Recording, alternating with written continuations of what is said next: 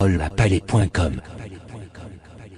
Maryse Narcisse répond vendredi à l'invitation du Conseil électoral provisoire concernant les déclarations très critiquées de l'ex-président Aristide, mais rien n'a filtré réellement de cette rencontre HPN suite aux propos jugés incendiaires par plus d'un de l'ex-président Jean-Bertrand Aristide le dimanche 6 novembre dans le cadre de la campagne de la candidate Maryse Narcisse. Le Conseil électoral provisoire avait convoqué la candidate pour fournir de plus amples explications concernant l'intervention de l'ex-président, conformément aux dispositions du chapitre 8 du décret électoral traitant de la campagne électorale.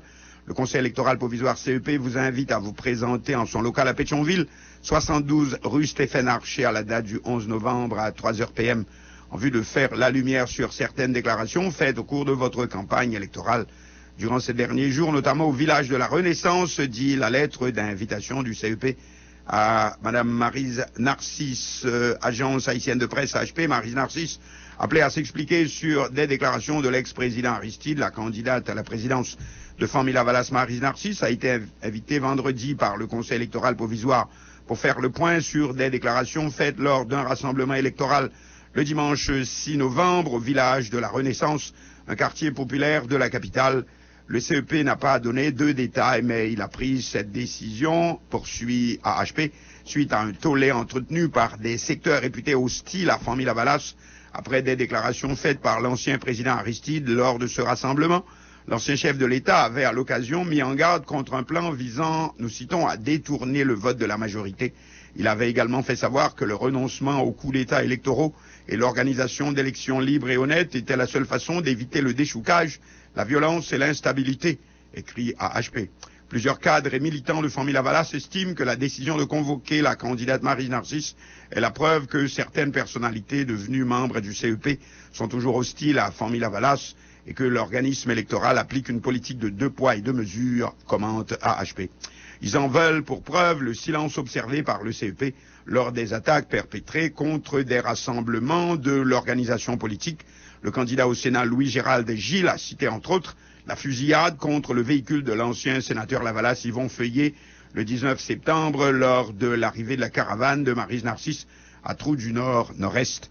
Pour sa part, le député de la 3e circonscription de Port-au-Prince, Printemps-Bélisère, assimile lui aussi à un complot les interprétations qui tentent de faire passer les récentes déclarations de l'ancien président pour une incitation à la violence.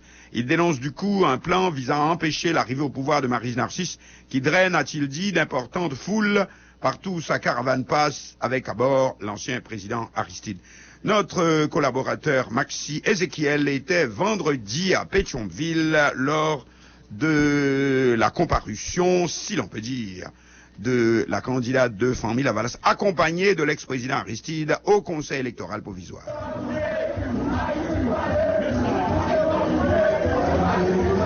Il y a plusieurs centaines de partisans et sympathisants Famille-Lavalas qui prennent l'arrière journée vendredi 11 novembre 2016 là, pour faire solidarité avec le candidat pour poste président en Babanier Famille-Lavalas là, Maryse Narcisse, qui t'a répondu à une question au Conseil électoral provisoire sous déclaration leader charismatique là fait dans le cadre de la campagne. Si pas gain élection, a bien en déchoucaille. C'est parole ça qui la gain qui est dans le temps population hein, et puis mettez dans la rue. C'est comme ça, coup d'état électoral, déchoucaille électoral dans le pays là, depuis quand il y a pas ce là. Nous-mêmes peuple là, nous va faire, nous va vous Bélangeau, il y a 55 millions de dollars que Haïtiens même, dans fond nous contribuer, nous pas mis pour faire élection.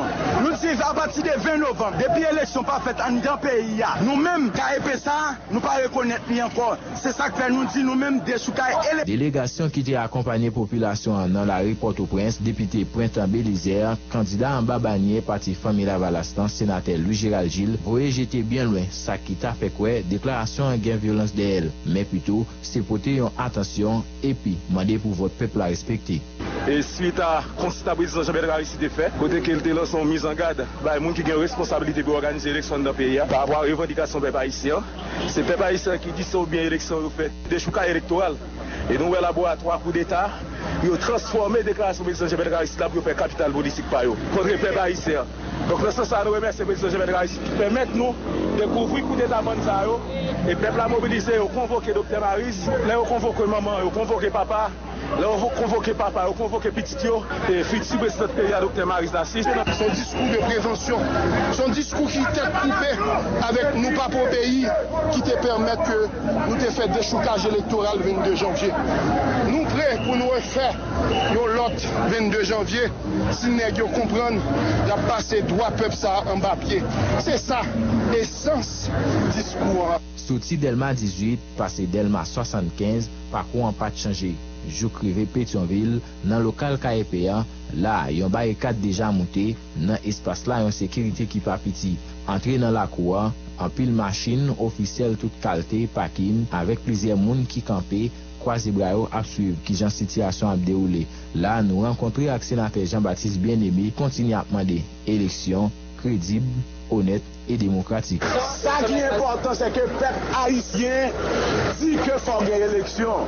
Et 7 février, il faut gagner un président qui entre dans le palais national. Et pour le peuple la tourner dans le palais, et au sûr et certain, c'est Dr. Maris Nassis qui a président ça. C'est partisan, comme il a balance, qui fait déclaration, qui fait connaître le roi Goulé Mazda, si papa et Maris Nassis. Dis ça dans la bouche, on me entendre. Ça, c'est parole pas. Parce que quand on portion dans la presse, qui a essayé de faire une campagne contre famille Lavalas, et bien nous dit ça, nous ne pouvons pas quitter le passé, nous ne pouvons pas accepter. 3 ans après-midi, nous toujours dans le local KEPA, ils ont allé venir qui pas petit. Tout ça, c'est pour te recevoir leader charismatique là, pour venir répondre question sous mode Choukaï là. Journaliste national comme international, t'es obligé de brancher caméra yo sur des personnages ça yo. Temps à passer, en pile monde dépatienté.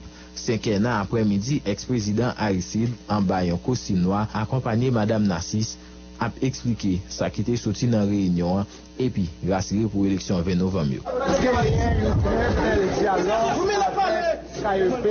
Nous remercions pour bel accueil là et nous féliciter tout Lavalas monde qui sont tout partout pour venir accompagner nous. Dimanche 6 novembre, nous-mêmes qui représentons majorité peuple haïtien, nous te jam. Jodia, nous pidjam parce que démocratiquement, nous pi près 20 novembre, côté pral gagner élection libre, honnête, démocratique. Rendez-vous 7 février 2017. Lavalas, c'est l'union fait la force. Il y a une série de revendications, peuple a continué à faire passer à quelques jours élections en Haïti, non seulement pour démentir conflit dans la société, mais continuer à demander pour doit vote respecter. En tout cas, rendez-vous cassé pour 20 novembre et puis 7 février, qui est-ce qui a sur chaise bourrée à Maxime Ezekiel, Mélodie FM. Palais.com. Commentaire de l'avocat de famille Lavalas, maître Gervais Charles, qui a assisté à la rencontre au Conseil électoral provisoire. C'est très cordial et qui fait, et puis c'est toute bagaille, c'est passé de façon très polie, c'est très cordial. Et nous parler de élections en général, de avenir pays, de nécessité élections et pour pays. Et voilà, et puis nous opiner sur suite ces processus-là. Et puis nous opiner tous sur un pile rumeur qui a couru dans la rue. Qui rumeur? Que c'est qui rumeur et que nous tendez que c'est qui un pile ces rumeurs, c'est par exemple, déchoucage, tout ça, non, déchoucage là. Et qui question c'est de déchoucage, et que déchoucage c'est un mot qui est employé depuis Dessalines et tout ça. Messieurs, et que pas de question comme ça qui soulevait du tout, parce que nous venons avec texte discours nous dit meni. Et puis c'est fini. Et que c'est KEPA qu'on lit. Je crois que tout le monde est dans KEPA qu'on lit. Maître Gervais Charles commentant sur la rencontre de vendredi entre le Conseil électoral provisoire et la candidate à la présidence de famille Lavalas, assisté de l'ex-président Jean-Bertrand Aristide.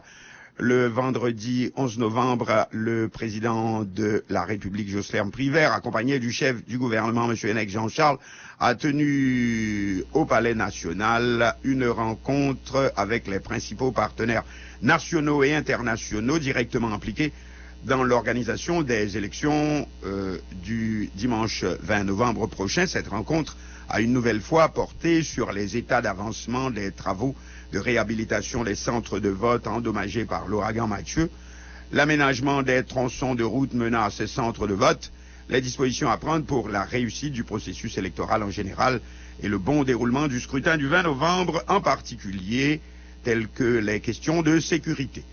Parmi les personnalités ayant participé à cette réunion se trouve bien sûr le président du Conseil électoral provisoire, Léopold Berlinger Junior, accompagné du directeur exécutif et de plusieurs autres membres du CEP, les ministres de l'Intérieur et des collectivités territoriales, des Travaux publics, Transports et Communications, de l'Éducation nationale, du secrétaire d'État à la Sécurité publique Himmler Rebu, du directeur général de la Police nationale Michel-Ange Léon, du directeur général de l'Office national d'identification ONI, Wilson Fièvre, du chef de la mission des Nations Unies pour la stabilisation en Haïti, ministre Madame Sandra Honoré, des représentants de l'UNOPS et du PNUD. Palais.com